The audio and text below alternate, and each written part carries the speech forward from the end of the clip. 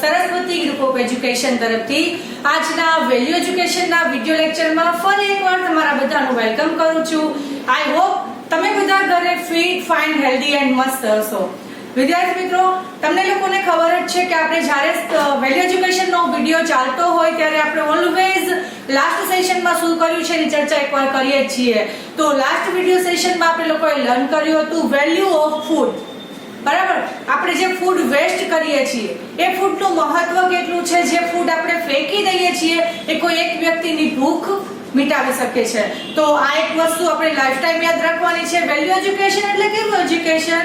જે તમને દીદી ઓલવેઝ કહે છે કે તમને લાઈફના કોઈ પણ ટાઈમમાં યાદ રહી શકે એવું એજ્યુકેશન, તમને દરેક જગ્યા પર કામ આવી શકે એવું એજ્યુકેશન. હવે સ્ટુડન્ટ્સ, વાત કરીએ આજના ટોપિકની. આજે તમને બધાને ગમે એવો, બહુ જ મજા આવે એવો ટોપિક છે. તો સૌથી પહેલા તો તમને બધાને સ્ટોરી સાંભળવી ગમે છે કે નહીં? ઓકે, તો હવે તમારા ઘરમાં માની લો કે ફેમિલી મેમ્બર હોય, મમ્મી, પાપા, દાદી, દાદા, અંકલ, આંટી, મોટા ભાઈ હોય ને મોટા દીદી હોય. હવે બધા જ તમને લોકોને સ્ટોરી કહે તો મજા આવે ને તમને બધાને? તમને એકને એકની પાસે સ્ટોરી સાંભળવી ના કરે તમને શેમાં વધારે મજા આવશે? તમને અલગ અલગ, જ્યારે બધા કંઈક અલગ અલગ ડિફરન્ટ સ્ટોરી કહેશે તો વધારે મજા આવશે. તો વિદ્યાર્થી મિત્રો, આજનો આપણો ટોપિક છે સ્ટોરી ટેલિંગ. સ્ટોરી ટેલિંગ એટલે શું? તો આપણા જે આખા સેશનની અંદર સ્ટોરી સાંભળીશું. હવે આપણને સ્ટોરી કોણ કહેવાનું છે? તો ચાલો સૌથી પહેલા તો આપણે બધાના પિક્ચર જોઈ લઈએ. કોણ તમને સ્ટોરી કહેવાનું છે? ઓકે, તમે બધા આમાંથી અમુક ઓળખે છે, અમુક નથી ઓળખતા. આપણી સ્કૂલના ટીચર્સ છે જે તમને લોકોને સ્ટોરી કહેવાના છે. તો વિદ્યાર્થી મિત્રો, ચાલો હવે સૌથી પહેલા આપણે સ્ટોરી સાંભળીશું ધારા દીદીની. ધારા દીદી આપણને શું સ્ટોરી કહે છે ચાલો આપણે એને સાંભળી લઈએ. વિદ્યાર્થી મિત્રો, હેલો સ્ટુડન્ટ્સ, આજે આપણે બધાને સ્ટોરી સાંભળવી છે ને? યસ, આપણે ઘણા બધા ટોપિક જોઈ લીધા છે. ઘણી બધી ગુડ હેબિટ્સ, બેડ હેબિટ્સ એવા ટોપિક દીદીએ લઈ લીધા છે. તો આજે આપણે કંઈક ડિફરન્ટ કરવાનું છે. એટલે કે આજે તમારે ઘણી બધી સ્ટોરી સાંભળવાની છે. રાઈટ? બધાને ગમે છે ને સ્ટોરી સાંભળવી? યસ, ગમતી જ હશે. ઓકે, તો હવે આપણે સ્ટોરી કહેશે દીદી તમને. ઓકે, તો એ નાનું એવું ગામ હતું જેમાં ઘણા બધા લોકો રહેતા હતા. રાઈટ? તો એમાંથી એક ચંપા અને ચમેલી કરીને બે બહેનો પણ રહેતી હતી. તે તેના પિતાજી સાથે એક ઘરમાં રહેતા હતા. રાઈટ? અને એ ગામ એવું હતું કે જેમાં એક પણ પ્રકારની વસ્તુ મળતી ન હતી. કોઈને કાંઈ પણ વસ્તુ લેવી હોય તો એ લોકોએ પોતાના ગામની બહાર દૂર શહેરમાં જવું પડતું હતું. રાઈટ? પછી એક દિવસ એ ચંપા અને ચમેલી છે એના પિતાજીને બહાર ગામ જવાનું થયું કઈ કામ માટે. રાઈટ? તો પછી એના પિતાજી છે એ ચંપાને કહે છે, કેમ કે ચંપા એ મોટી બહેન હતી ચમેલી કરતા. રાઈટ? તો એના પિતાજી કહે છે કે ચંપા, તું તારું અને તારી નાની બહેન અને આ ઘરનું ધ્યાન રાખજે. તો ચંપા કહે છે કે હા પિતાજી, હું બંનેનું ધ્યાન રાખીશ. ઓકે, પછી આમ કહીને એના પિતાજી બહાર શહેરમાં જાય છે કઈ કામ માટે. તો ચંપા અને ચમેલી કહે છે, તો એમાંથી ચંપા કહે છે પહેલા કે પિતાજી, તમે મારા માટે ચાટ પકોડી લેતા આવજો. અને ચમેલી કહે છે કે મારા માટે પાણીપુરી લેતા આવજો. રાઈટ? તો આ રીતે એના પિતાજી હા પાડે છે કે હા, હું જ્યારે ગામમાં પાછો આવીશ ત્યારે બંને માટે લઈ આવીશ ચાટ પકોડી અને પાણીપુરી. તો પછી 2-3 દિવસ બાદ એ કામ કમ્પ્લીટ થયા બાદ એના પિતાજી અગેન ગામે આવે છે. રાઈટ? એટલે કે ગામમાં આવે છે એના ઘરે. તો એ પોતાની જે દીકરી છે એના માટે ચાટ પકોડી અને પાણીપુરી લાવે છે. અને ચંપા અને ચમેલી એ જોઈને ખૂબ જ ખુશ થાય છે. પછી બંને જમવા બેસે છે. એટલે કે એના પિતાજીના નાસ્તો લાવ્યા છે એ કરવા માટે બેસે છે. રાઈટ? પછી બંને પાણીપુરી અને ચાટ પકોડી ખાય છે. પછી ત્રણેય બેઠા હતા અને વાત કરતા હતા કે કાશ આપણા ગામમાં પણ પાણીપુરીની જે દુકાન હોત તો કેવું સારું હોત. રાઈટ? આવી રીતે વાત કરતા હતા, કેમ કે એમના ગામમાં એક પણ આવી રીતે નાસ્તાની દુકાન ન હતી. એટલા માટે એ વાતો કરતા હતા. પછી એક દિવસ એવું થયું કે જ્યારે સવારે ઉઠે છે તો એના ગામમાં એક પાણીપુરીની રેકડી લઈ અને મોહનભાઈ કરીને આવે છે. તો બધા એને જોઈને જ ખુશ થઈ જાય છે કે આપણા ગામમાં પણ પાણીપુરીની રેકડી આવી છે. રાઈટ? તો એને જોઈને જ પહેલા તો ગામના બધા લોકો ખૂબ જ ખુશ થાય છે. પછી એ લોકોને એવા સમાચાર, એટલે કે એવા ન્યૂઝ મળે છે કે એ મોહનભાઈ છે એ બધાને ફ્રીમાં પાણીપુરી આપે છે. રાઈટ? તો આ ન્યૂઝ સાંભળી અને બધા લોકો થોડા થોડા કરીને એની રેકડીએ જાય છે અને બધા પાણીપુરી ખાય છે અને એ પાણીપુરી બધા ખાઈને ખૂબ જ મજા કરે છે, રાઈટ? અને મોહનભાઈ કહે છે કે ચાલો બધા પાણીપુરી ખાઓ અને મજા કરો, અને બધા લોકો એમને આશીર્વાદ પણ આપે છે કેમ કે પાણીપુરી પણ ગામમાં પહેલીવાર આવે છે અને એ પણ ફ્રીમાં. તો એક દિવસ ચંપા પણ અને ચમેલી અને એના પિતાજી પણ વાત કરે છે, એમને ગામમાંથી એવા સમાચાર મળે છે કે આપણા ગામમાં પણ મોહનભાઈ કરીને એક પાણીપુરી વાળા આવ્યા છે અને એ પણ બધાને ફ્રીમાં પાણીપુરી આપે છે.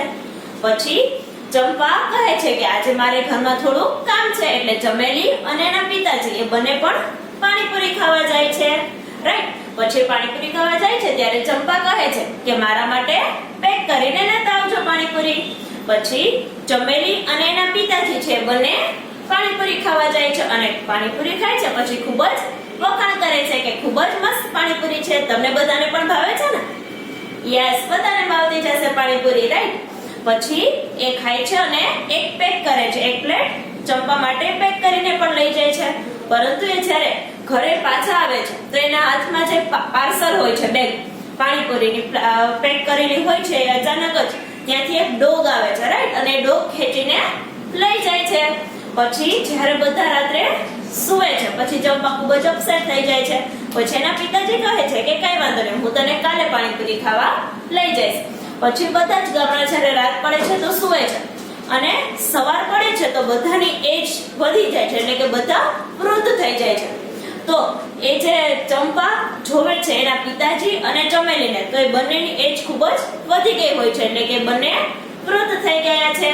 પછી એ જોઈને ચંપા છે ખૂબ જ અપસેટ થઈ જાય છે અને એના જે રામુ કાકા છે બાજુમાં રહેતા હતા એના ઘરે પણ જાય છે, તો એ પણ ખૂબ જ વૃદ્ધ થઈ ગયા હોય છે. એવી રીતે આખા ગામમાં બધા એકબીજા બહાર નીકળીને વાતો કરતા હોય છે કે આપણી એજ શું કામ આટલી વધી ગઈ છે.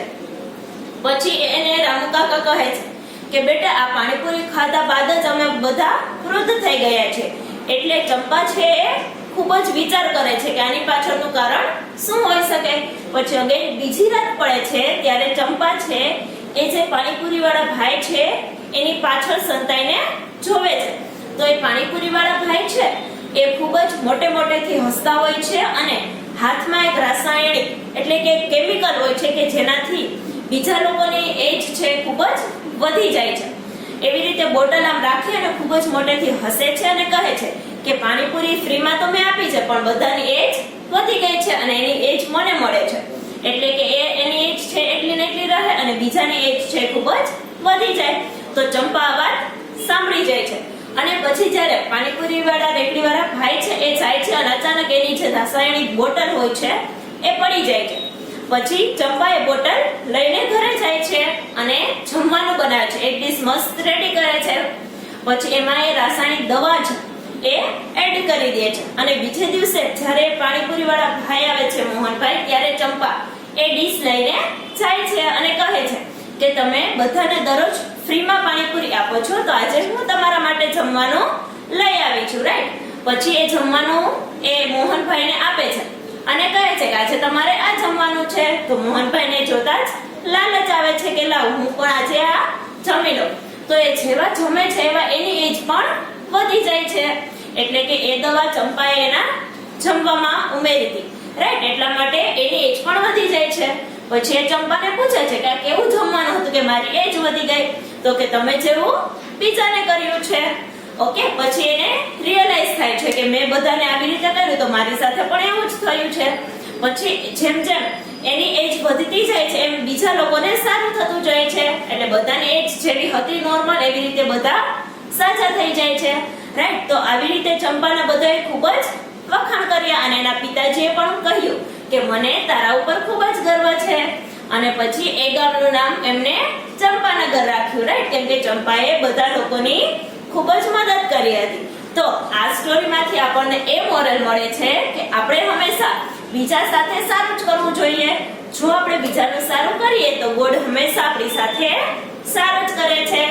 ઓકે, તો આઈ હોપ કે બધાને આ સ્ટોરીમાં મજા જ આવી હશે. ઓકે. મજા આવી સ્ટુડન્ટ્સ? તારા દીદીએ કેટલી સરસ સ્ટોરી કરી આપણને.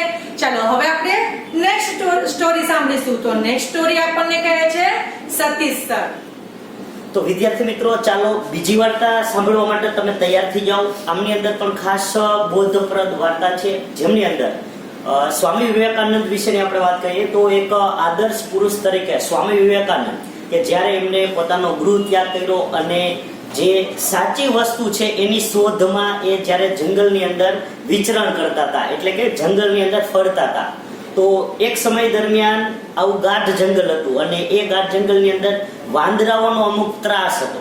તો એવા જંગલમાંથી હવે સામેના ગામમાં જવા માટે સ્વામી વિવેકાનંદે એમાંથી પસાર થવું પડે, કેમ કે બીજો કોઈ રસ્તો હતો નહીં. આ જંગલમાં થઈને જ રસ્તો જતો હતો. એ રસ્તામાંથી સ્વામી વિવેકાનંદ હવે જાય છે.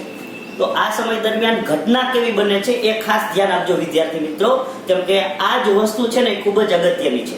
તો સ્વામી વિવેકાનંદ જ્યારે આ ગામમાંથી બીજા ગામમાં જવા માટે જંગલમાંથી પસાર થાય છે, તો એ સમય દરમિયાન જે લોકોએ એને કીધું હતું કે ભાઈ વાંદરાઓનું ટોળું આમાં જે છે એક જે તોફાની છે, તો તમે ધ્યાન રાખજો.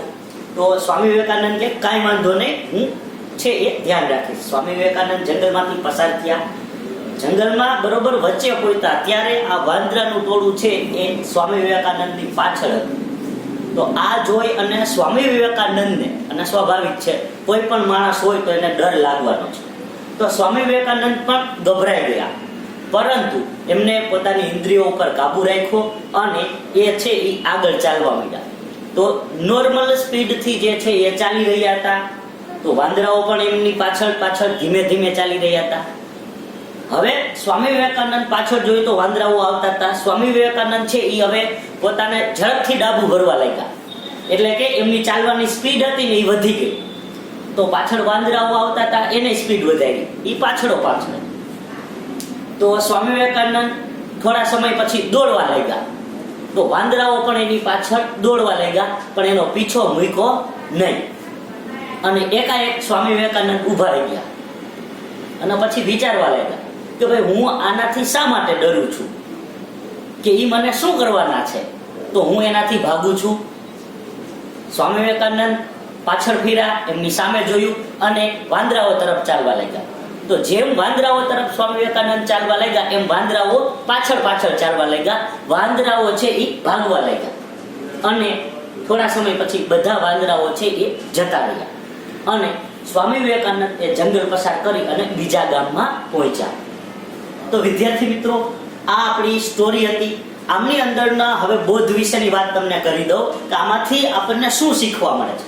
તો આ સ્ટોરી દ્વારા એવું આપણને જાણવા મળે છે જે સ્વામી વિવેકાનંદ પોતે જાતે કહેલું છે કે આપણી મુશ્કેલીઓ પણ આ વાંદરા જેવી હોય છે. જેમ આપણે મુશ્કેલીથી ભાગવાનો પ્રયત્ન કરશું એવો જ પીછો આપણી આ મુશ્કેલીઓ કરવાની છે. પણ એ મુશ્કેલીઓનો જ્યારે આપણે સામનો કરીશું તો મુશ્કેલીનો સામનો કરવાથી જ એ મુશ્કેલી દૂર થાય છે, એટલે કે આપણને સફળતા મળે છે. તો સફળ થવા માટે હંમેશા આપણે કોઈ ને કોઈ વસ્તુઓનો સામનો કરવો જ પડે. ધન્યવાદ. સ્ટુડન્ટ્સ, દરેક સ્ટોરીમાં કંઈક ને કંઈક મોરલ શીખવાની મજા આવે છે ને તમને? તો ચાલો હવે પાછી આપણે નેક્સ્ટ સ્ટોરી સાંભળીશું. હવે સ્ટોરી કરશે આપણને કૃપાલી દીદી. बच्चों चलो आज मैं आपको एक कहानी सुनाती हूँ. आप लोगों को बना कहानियाँ सुनना बहुत अच्छा लगता होगा, राइट? तो एक कुम्हार था, एक गांव में कुम्हार रहता था. उसके पास 3 घड़े थे. एक घड़ा था बहुत ही पुराना था, राइट? उसके पास एक घड़ा था बहुत ही पुराना था, वो काली मिट्टी का था, राइट? मतलब कि काले कलर का था. फिर उसके पास दूसरा घड़ा था, वो था सफेद कलर का. उसके पास सफेद कलर का बहुत ही अच्छा सा मटका था. और तीसरा उसके पास एक घड़ा था, वो था लाल मिट्टी का, राइट? जो सफेद था ना बहुत ही अच्छा था. फिर जो लाल था वो उससे थोड़ा कम देखाव में था. फिर वो जो काली मिट्टी का था ना वो उससे भी थोड़ा कम दिखाव वाला था. तो तीनों के तीनों आपस में अच्छे दोस्त थे. पर ये जो काली मिट्टी का घड़ा था ना उसको मन में हर वक्त ऐसा ही रहता था कि मैं इन दोनों से क्यों ऐसा हूँ, मुझे तो अच्छा दिखना है, मेरी खरीदारी कोई बड़ा आदमी आकर कर जाए और मुझे अपने बंगलों में रख ले. तो ये तीनों आपस में अच्छे फ्रेंड थे ही. ये सफेद मटके को मन में कोई घमंड था ही नहीं. लाल मटके को भी कोई घमंड नहीं था। पर ये जो काली मिट्टी का जो घड़ा था ना, वो हर वक्त ऐसा ही सोचता रहता था कि मुझे बड़े से बंगलों में जाना है और वहां पर जाकर मुझे कोई बड़े व्यक्तियों के बीच में रहना है, मेरी खरीदारी बड़े से बड़े ऊंचे से ऊंचे दाम में की जाए। तो एक बार क्या होता है कि एक बड़ा सा बंगलो वाला आदमी आता है ये कुम्हार के घर, और कुम्हार को कहता है कि मुझे अच्छे से अच्छा पुराना मटका दो। तो कुम्हार कहता है कि आज मेरे पास कोई घड़े है ही नहीं, ये 3 घड़े हैं जो मैं अपने लिए इस्तेमाल करता हूँ। फिर क्या होता है बच्चों, जो बड़ा आदमी था ना तो सोच में पड़ जाता कि इन तीनों में से कौन सा है, मुझे तो पुराना मटका चाहिए और मुझे तो इन मटकों की कोई समझ है ही नहीं। तो जो कुम्हार था ना वो कहता है कि साहब आप ये काली मिट्टी का घड़ा ले जाओ, ये बहुत ही अच्छा होगा और उसमें बहुत ठंडा ठंडा पानी बनेगा। तो बड़ा आदमी था वो कहता है कि चलो भाई तुम 500 रुपए ले लो और मुझे ये घड़ा दे दो। फिर ये काली मिट्टी का जो घड़ा था ना बहुत खुश हो जाता है, बहुत खुश हो जाता है। और उसके 2 फ्रेंड्स बेचारे दुखी हो जाते हैं कि ये क्या हो गया, हमें तो कोई नहीं ले गया, हम तो इतने अच्छे थे और हमें तो बहुत ठंडा ठंडा पानी बनता है, फिर भी हमें नहीं ले गए। तो बेचारे तो ना उदास हो जाते हैं। फिर क्या होता है, काली मिट्टी का जो घड़ा था ना वो उस बंगलो में पहुंच जाता है। फिर क्या होता है कि जैसे ही उस बड़े आदमी ने उसके अंदर पानी डाला तो थोड़े दिनों के बाद वो ठंडा पानी देना उसमें से ठंडा पानी मिलना बंद हो गया। धीरे धीरे वो, हम जैसे पुराने होते हैं बच्चों, हम जैसे जैसे वृद्ध होते हैं तो हमारा शरीर भी वीक हो जाता है। तो ये जो घड़ा था ना काली मिट्टी का, वो धीरे धीरे पानी ठंडा नहीं करता था, मतलब कि उसमें पानी गर्म ही रहता था। हमारे पास भी मटका होता है तो उसमें भी कैसा होता है कि जो मटका होता है धीरे धीरे पुराना होता है तो उसमें से ठंडा पानी नहीं मिलता है। तो इसे काली मिट्टी के घड़े के साथ ही वैसा ही हुआ। तो उस बड़े बंगलो वाले आदमी ने क्या किया, उसको उठाया और उठाकर बीच कहीं सड़क पर छोड़ आता है उसको। तो बेचारा घोड़ा तो बहुत उदास हो जाता है, बेचारा रोने लगता है। फिर वहां से एक आदमी गुजर रहा था, बेचारा गरीब था, उसके पास पैसे नहीं थे, तो वो भी गर्मी से बहुत परेशान था। तो वो इस पुराने मटके को देखता है, वो जो कहीं पर टूटा फूटा था, तो उसको उठा लेते हैं और अपने झोपड़ी में रख देते हैं। फिर क्या होता है बच्चों, थोड़े दिनों बाद ये फिर विंटर की सीजन आती है, उसमें क्या होता है कि फिर से ये जो पुराना मटका था उसमें पानी ठंडा होने लगता है। तो ये जो आदमी था वो उससे अपनी औरत से बात कर रहा था, तो ये बातें सुन रहे थे दोनों कि ये मटका तो अच्छा ही है, हमें नया मटका नहीं लेना है। तो मटके को भी सोच में एक बात आती है, उसकी समझ में एक बात आती है, तो वो उस आदमी से पूछ लेता है कि तुमने मुझे क्यों लिया, मैं तो इतना पुराना हूँ, टूटा फूटा हूँ, मैं तुम्हें क्या सहायता करूंगा। तो वो बोलता है कि तुम मेरी कोई सहायता नहीं कर पाओगे, पर मेरे पास तो पैसे थे ही नहीं, राइट, तो मैं तुम्हें उठा कर ले आया। फिर धीरे धीरे क्या होता है कि वो दोनों मटके और थे, जो लाल मिट्टी का और सफेद मिट्टी का, वो भी बिक जाता है और एक दिन उसका भी ऐसा हाल होता है कि वो भी पुराना पड़ जाता है। तो बड़े जो आदमी होते हैं वो उसको भी सड़क पर लाकर छोड़ देते हैं। फिर तीनों एक साथ हो गए बच्चों कि जो ये गरीब आदमी था वो दोनों मटकों को लाकर उसी घर में रख देते हैं। तो तीनों आपस में मिलकर बहुत खुश हो जाते हैं, क्योंकि वो तीनों तो मित्र ही थे, तो तीनों आपस में मिलकर खुश हो जाते हैं। फिर जो काली मिट्टी का मटका था ना, वो उन दोनों से पूछता है कि तुम दोनों तो इतने अच्छे थे, फिर भी तुम दोनों को उस आदमी ने सड़क पर क्यों छोड़ दिया।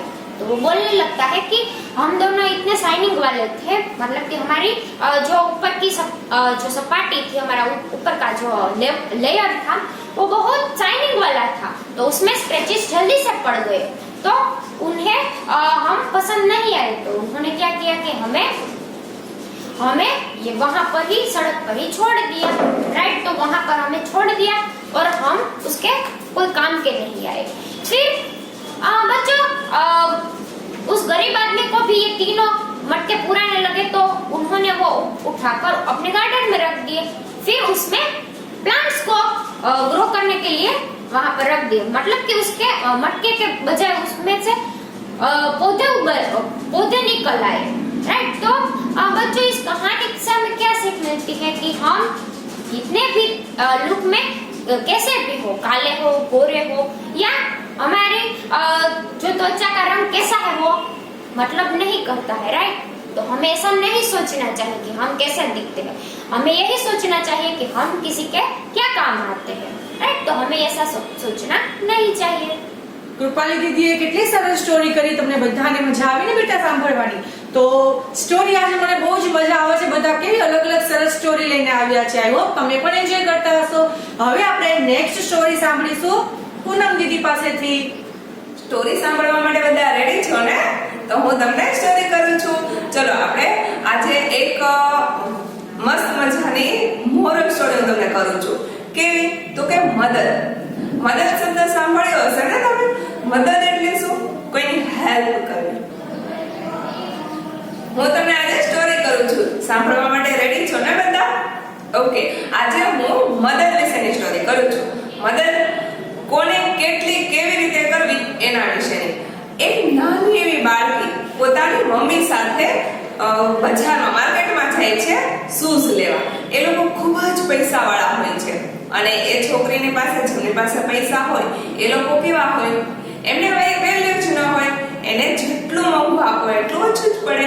તો એ બાળકી પોતાની મમ્મીની સાથે દુકાનમાં જાય છે અને મોંઘામાં મોંઘા 1500 રૂપિયાના એક શૂઝ ચૂઝ કરીને લે છે। પછી એ અહીંની દુકાનની બાજુમાં બહાર બેઠી હોય છે દરવાજાની પાસે, અને એની મમ્મી એને ત્યાં બેસાડી અને બાજુમાં બીજે કોઈ વસ્તુ લેવા ખરીદવા માટે જાય છે। અને એ મમ્મી ત્યાં ખરીદી કરતી હોય એ જ સમયમાં અહીં બીજા એક સાવ ગરીબ એક પપ્પા અને એની દીકરી એ આવે છે પોતાની દીકરી માટે શૂઝ લેવા માટે, અને અંદર જાય છે અને જોવે છે તો ત્યાં આગળ શૂઝ ચાલુ થાય ને ભાવ એ 500 થી ઉપર તો ચાલુ થતા હોય। તો એ ઘણા બધા જોવે છે શૂઝ, અને પછી એ ભાઈ કહે છે કે 200-250 ને થી ચાલુ થતા હોય એવા શૂઝ નથી। ત્યારે દુકાનદાર એની ખૂબ જ ઇન્સલ્ટ કરે છે અને એને ત્યાંથી ધુતકારીને બહાર કાઢી મૂકે છે। કહે છે કે 200-250 જેવા લાગે છે, જરાક દુકાન તો જુઓ તમે અને આવી જાઓ છો, નીકળો અહીંથી, એમ કાઢી મૂકે છે। હવે આ બધું આજે પૈસાદારની નાની બાળકી જોતી હોય ને, જેને 1500 રૂપિયાના બૂટ પહેલા જ લીધા હોય, એ જોવે છે અને એ દુખી થઈ ગયેલા પિતા અને દીકરી બંને છે બહાર રોડ ઉપર થી નીકળતા હોય છે ત્યાં સુધીમાં આ જે છોકરી છે બાળકી એને જે લોકો આવ્યા હતા ને એમને પોતાના શૂઝ આપી દે છે। અને એ બંને બીજા દિવસે એની મમ્મીને ખબર પણ ના હોય અને બીજા દિવસે એ લોકો બંને આ બાળકીની ઘરે આવે છે એમનો આભાર વ્યક્ત કરવા માટે। ત્યારે એની મમ્મીને ખબર પડે છે કે આપણી દીકરીએ એને કેવી રીતે મદદ કરી હતી। તો અહીંયા આગળ એ પિતા અને દીકરી, પિતા એમ કહે છે કે મારી દીકરી આટલી થઈ મોટી પણ અત્યાર સુધીમાં આટલી ખુશ ક્યારેય નથી થઈ। મારી તો હેસિયત જ નથી કે હું 1500 રૂપિયાના શૂઝ લઈ શકું। મારે તો 200-250 ના લેવા હોય ને તોય હું તો 1 મહિના 2 મહિનાનો વિચાર કરવો પડે। આમ કહે છે ત્યારે એની મમ્મીને ખૂબ ખુશી થાય છે અને એનો ધન્યવાદ કરી એ લોકો જતા રહે છે। પછી એની આ જે બાળકી છે એની મમ્મીને પૂછે છે કે મેં કંઈ ખોટું તો નથી કર્યું ને મમ્મી? ત્યારે એની મમ્મીને સમજાવે છે કે ના દીકરા, મદદ તો મને કરવાનું મન થયું હતું। તો એની દીકરી કહે છે તો તે કેમ ના કરી મદદ? એની મમ્મી કહે છે કે મારી પાસે ત્યારે પૈસા નહોતા, તારા શૂઝ વધારે મોંઘા આવ્યા જેથી કરીને પૈસા ખૂટી ગયા હતા, એટલે હું મદદ ન કરી શકી। પણ મદદ કેવા લોકોને કરવી? જે લોકોના હાથ પગ ચાલતા હોય એવા લોકોને કરવા બેસીએ તો દુનિયામાં ઘણા બધા હોય છે, પણ જે લોકો મજબૂર હોય ને એ લોકોની મદદ કરીએ ને તો ખૂબ જ શાંતિનો અનુભવ થતો હોય છે। ઘણા લોકો લોભના કારણે પણ મદદ ના કરી શકતા હોય। તો આ વાર્તાઓ ઉપરથી એવી એક મોરલ મળે છે, બોધ મળે છે કે આપણે જ્યારે પણ મદદ કરવાનો મોકો મળે ને ત્યારે કરવો જોઈએ। વાવ, પૂનમ દીદીએ પણ આપણને કેટલી સરસ સ્ટોરી કરી। હવે નેક્સ્ટ સ્ટોરી સાંભળીશું આપણે તૃપ્તિ મેડમની। તૃપ્તિ મેડમને તમે બધા સારી રીતે ઓળખો છો, બરાબર? તો હવે આપણે તૃપ્તિ મેડમની સ્ટોરી સાંભળીશું।